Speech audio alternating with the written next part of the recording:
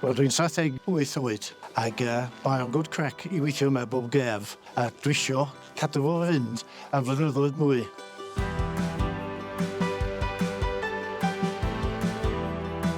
Bore da, sut ydych chi? Croeso I Alp Diwys. Fy enw I ydi Alan Hall a dwi'n byw yn Felinheli, Gwynedd yn y haf. A bob gef dwi'n gweithio yn y mynyddoedd ac yn dysgu pobl I sgïo.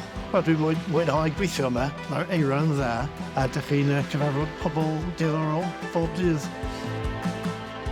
Rhan fi allan yn gweithio a sgïo o gwmpas dwi'n aml clywed pobl yn siarad Cymraeg. Wel ie, neithiwr o'n I yn y bar bach yn y pentre ac o'na hogia yn canu calon glân ac oedd 'na dipyn bach o tir yn y llygaid ond pan o'n i'n clywed o.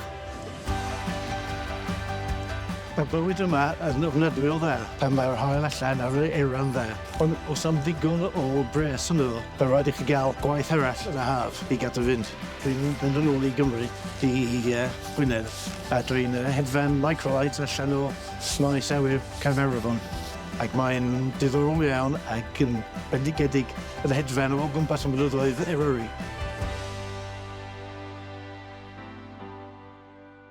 Dwi wedi bod yn gweithio yn Ffrainc nawr am 33 gaeaf, ac ond yn y 5 gaeaf dwytha dwi wedi bod yn wlyb, ac oedd hynna ddim yn digwydd 20 mlynedd yn ôl. Oedd I ddysgu oed bob dydd.